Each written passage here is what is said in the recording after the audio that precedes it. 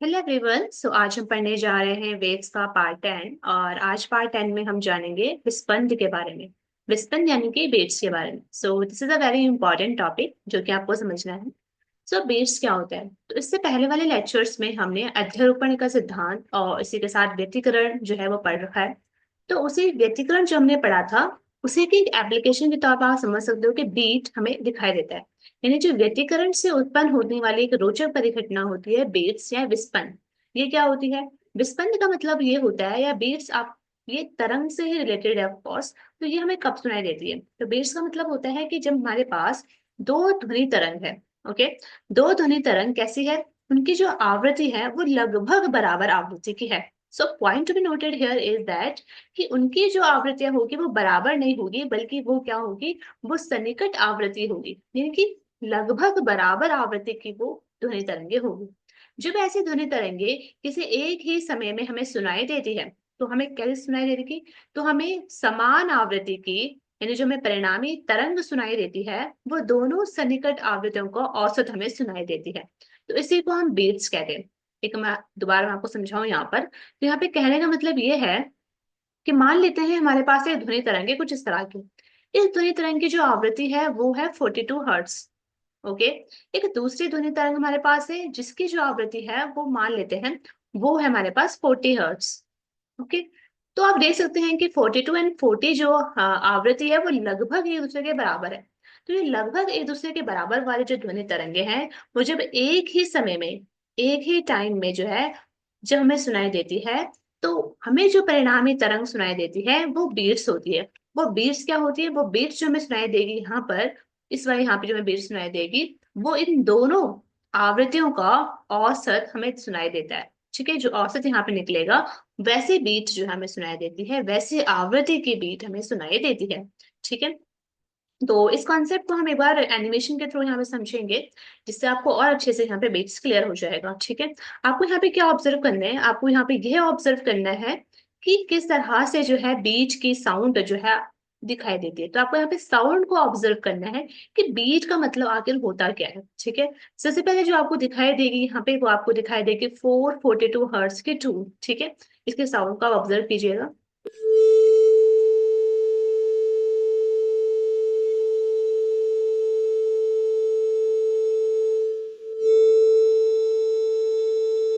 तो ये वाली है 442 हर्ट्ज की ट्यून। ये सेकंड वाली हमारे पास ध्वनि तरंग सुनाई दे रही है।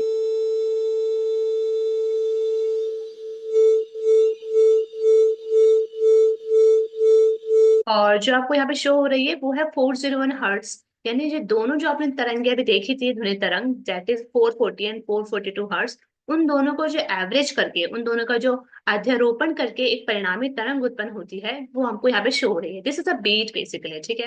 ये बीट जो होती है, इसका जो हमारे पास एवरेज मिलेगा, एवरेज का जो इनपुट हमारे पास होता है, उतनी आवृत्ति की हमें यहाँ पे ध्वनि तरंग सुनाई देती है। तो जो आपको सुनाई दे रही है अभी, दिस इज अ बीट। ये हमें विस्पंद कहते हैं इसी को। ठीक है। जो कि दोनों ध्वनि तरंगों के अध्यारोपण से बनता है, उनके व्यतिकरण से बनता है, उसको हम यहाँ पे विस्पंद कहते हैं। ठीक है। इसको आप एक बार दोबारा सुन सकते हैं ध्यान से।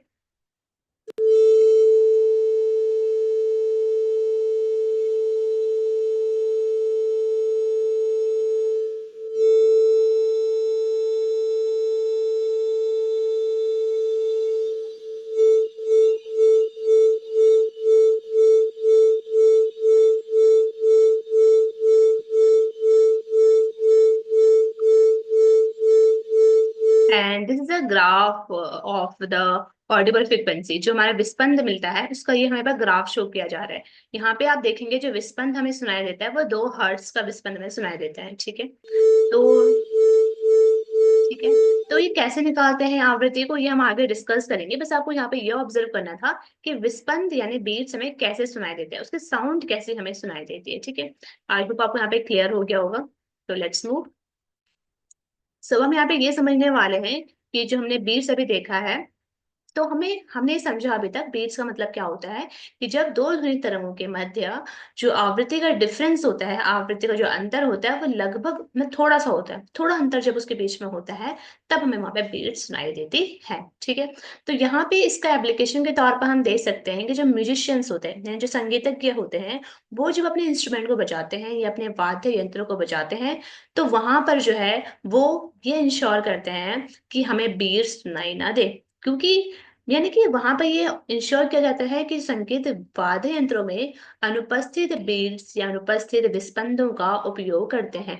क्यों ऐसा इसलिए होता है, वो ये कोशिश करते हैं कि जो दो ध्वनि जो स्रोत होते हैं, ध्वनि स्रोत का मतलब क्या हुआ, जैसे आप देखते हैं गिटार होता है, वायलिन होता है, जहाँ पे हमें क्या दिखाई देते हैं, तार होते हैं। यस, वहां पे तार होते हैं। तो मान लेते हैं हमारे पास दो तार है, तो एक तार से एक ध्वनि तरंग निकल रही होगी, दूसरे तार से दूसरे तरह की ध्वनि तरंग निकल रही होगी।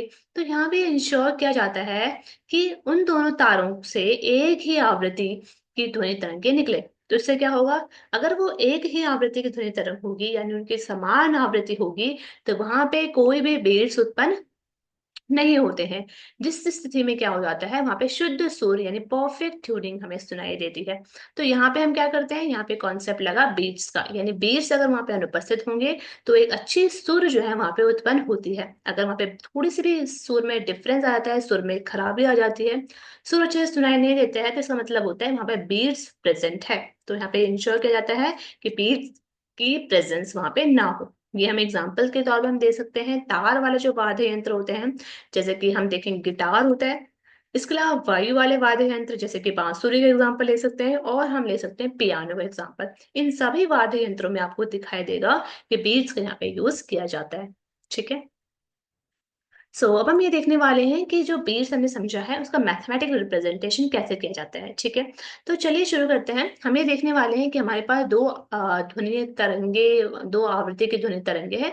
मान लेते हैं पहली जो हमारे पास ध्वनि तरंगे हैं वो है S1, that is a cos omega 1t, और दूसरी जो है वो है S2, ए कॉस ओमेगा 2t। दो हमारे पास ये है। याद रहे कि इनके बीच में जो आवृत्ति का डिफरेंस है वो थोड़ा डिफरेंस है। अब जो एक ही समय में ये एक ही माध्यम में ट्रेवल कर रही होगी दो ध्वनि तरंगे, तो इनके बीच में क्या हो जाएगा, इनके बीच में हो जाएगा अध्यारोपण के सिद्धांत के अनुसार इनमें हो जाएगा, मतलब ये अध्यारोपित हो जाएगी, व्यतिकरण इनके बीच में हो जाएगा। राइट। तो यहाँ पे लग जाएगा अध्यारोपण का सिद्धांत, और अध्यारोपण के सिद्धांत के अनुसार हम जानते हैं कि दोनों जो तरंगे होंगी उनका जो परिणामी तरंग उत्पन्न होती है वो दोनों के बीज गणितीय योग के बराबर होता है। तो हमने इन दोनों को प्लस कर दिया इस तरह से। एक अगर हम यहाँ पे कॉमन ले ले तो हमारे पास आ जाएगा cos omega 1t plus cos omega 2t। यहाँ पर अगर आप ध्यान से देखोगे तो आपके को दिखाई देगा यहाँ पर एक त्रिकोणमितीय सर्वसमीका यानी ट्रिग्नोमेट्री आइडेंटिटी का यूज हुआ है, that is cos A and this is cos B. तो cos A plus cos B जो है यहाँ पे आइडेंटिटी यूज होगी। ठीक है। तो आप जानते हैं त्रिकोणमिति के अनुसार cos A plus cos B जो होता है दिस इज इक्वल्स टू, हम यहाँ पे फॉर्मूले को अप्लाई करें तो हम जानते हैं ए को यहाँ पे कॉमन लिया गया है, तो हम देख सकते हैं कि cos A plus cos B जो होता है वो बराबर होता है 2 cos A minus B upon 2 and cos A plus B upon 2। यहाँ पे t कॉमन ले लिया इन दोनों से, यहाँ पे भी कॉमन ले लिया गया है। ठीक है। तो यहाँ पे हमने त्रिकोणमिति जो हमारे पास सर्वसमीका होती है उसका हमने यूज किया है। ठीक है। अब हम आगे क्या करने वाले, आगे हम ये देखेंगे कि इस वाले टर्म को ओमेगा 1 माइनस ओमेगा 2 अपन 2 जो है, इस टर्म को हम यहाँ पे रिप्लेस कर देंगे ओमेगा बी से। इसी तरह से हम इस वाले टर्म को that is omega 1 plus omega 2 जो है, इसको हम रिप्लेस कर देंगे ओमेगा ए से। ठीक है। तो इस तरह से हम यहाँ पे करेंगे तो हम यहाँ पे इस तरह से इसको लिख सकते हैं। अब हम यहाँ पे ओमेगा ए ओमेगा बी को यहाँ पे पिछले वाले क्वेश्चन जो है उसमें हम यहाँ पे इसको पुटअप कर देते हैं। अगर आप ऐसा करेंगे तो आपके पास रिजल्ट आ जाएगा परिणामी तरंग का, that is S is equal to 2a cos omega B T cos omega A T. हमने कुछ नहीं करा है, जो अभी हमने पिछले वाले स्लाइड में एक क्वेश्चन देखी थी उस पर हमने सिर्फ और सिर्फ ओमेगा बी और ओमेगा ए को यहाँ पे लिख लिया है इनकी जगह पर। ठीक है। अब अगर आप इस इक्वेशन को ध्यान से देखें तो आपको ये समझ में आएगा कि यहाँ पर जो हमारे पास ये वाला टर्म है 2a cos omega B T, ये वाला टर्म जो है हमें शो करता है आयाम। इस जो परिणामी तरंग होगी उसका आयाम को यहाँ पे शो किया जा रहा है। और जिसका आयाम को अगर हम ध्यान से देखें तो यहाँ पे जो टी भी यहाँ पे इंक्लूड है और टी यहाँ पे इंक्लूड है, इस समय ये पता चलता है कि यहाँ पे जिसका आयाम होगा वो समय के साथ अचर नहीं है, यानी समय के साथ वो कांस्टेंट नहीं है। इसका मतलब समय के साथ उसमें एम्पलीट्यूड में, उसके आयाम में चेंजेस आता है। ठीक है, उसकी जो कोणीय आवृत्ति होती है वो ओमेगा ए से दोलन करता है। ओके, नेक्स्ट हमें ये देखना है कि जो परिणामी तरंग की तीव्रता में आवृत्ति होगी वो हम इस इक्वेशन से यहाँ से लिख सकते हैं।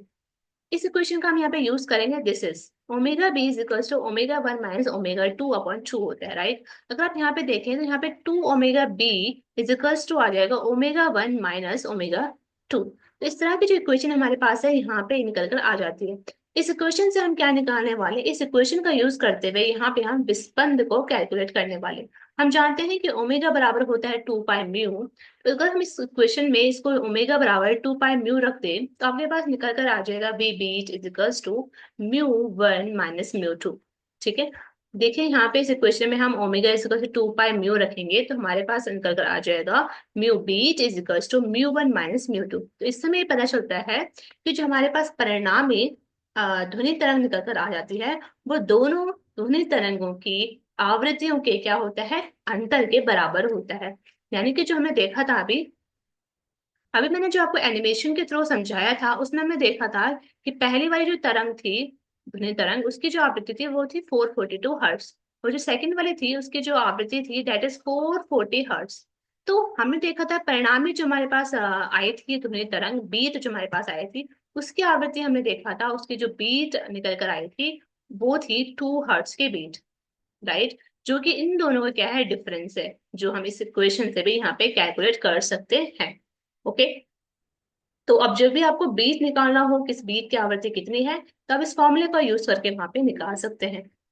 दूसरा क्या है कि अब आपको इस इक्वेशन को अगर आप ध्यान से देखें तो इस इक्वेशन से हमें एक कंक्लूजन निकल कर आता है। व्हाट इज दैट कंक्लूजन, ये निकल कर आता है कि अगर हमारे पास बीट हमें मिलेगी, सॉरी, अगर हमारे पास जो तरंग होती है, तरंग क्योंकि यहाँ पे कॉस वाली तरंग है, अगर आप इक्वेशन को देखें तो कॉस में हमारी इक्वेशन आई है, तो कॉस में इक्वेशन जब आती है तो ये क्या होता है, ये तरंग का एक आवर्तकाल है।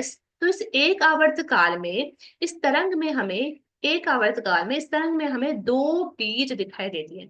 यानी तरंग के एक आवर्तकाल के लिए हमें वहां पे दो बीज, दो विस्पंद हमें दिखाई देते हैं। इस इक्वेशन से हमें ये समझ में आता है। Okay, let's move. तो यहाँ पे हम एक और एग्जांपल लेने वाले हैं डायग्राम को देखते हुए। तो मान लेते हैं हमारे पास एक ध्वनि तरंग है जो कि 11 हर्ट्ज आवृत्ति की है और दूसरी तरंग है 9 हर्ट्ज आवृत्ति की।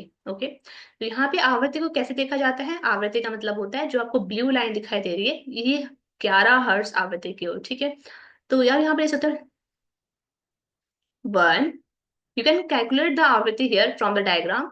आप डायग्राम से यहाँ पे आवृत्ति को कैलकुलेट कर सकते हैं। एक होगी यहाँ पे आवृत्ति, 2 हर्ट्ज की आवृत्ति, then 3 hertz, 4, this is 5, 6, 7, this is it,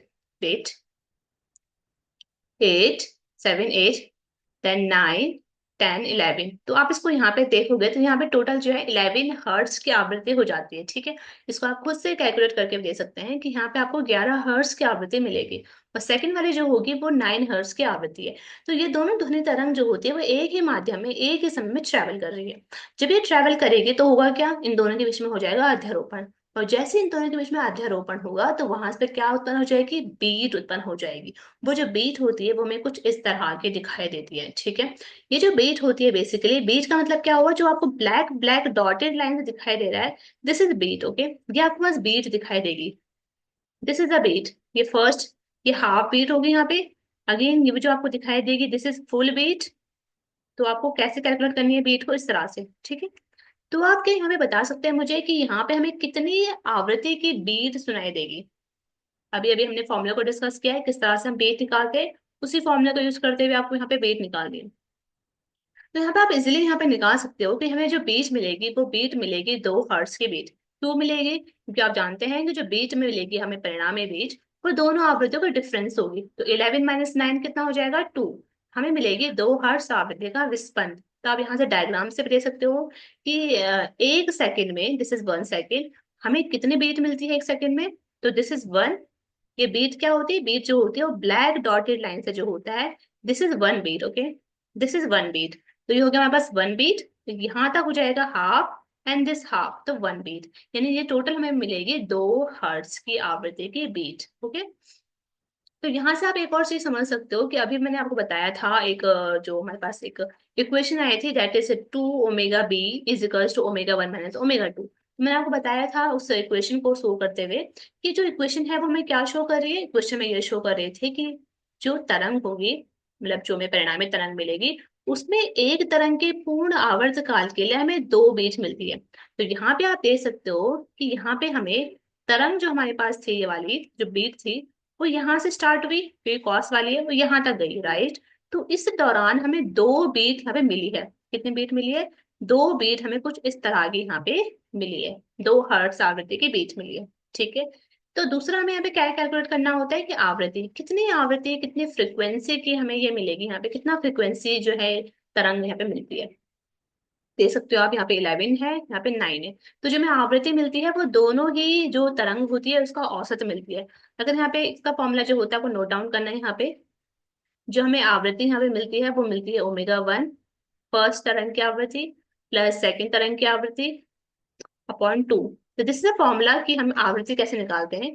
आवृत्ति को निकालने के लिए कि जो हमें परिणामी तरंग मिलेगी उसकी आवृत्ति कितनी रहेगी, इसके लिए हम क्या करते हैं, 11 हर्ट्स प्लस 9 हर्ट्स अपॉन 2 करेंगे तो वो हमारे पास आ जाएगा 10 हर्ट्स। ओके, तो 10 हर्ट्स की जो है यहाँ पे तरंग जो हमें मिलती है, तरंग संख्या मिलती है। ठीक है, तो इस तरह से हमारा ये कंप्लीट होता है यहाँ पे स्पंद को पढ़ना। तो आज के लिए इतना ही। हमने क्या देखा, हम रिव्यू कर लेते हैं जल्दी से। हमने ये देखा कि विस्पंद क्या होता है।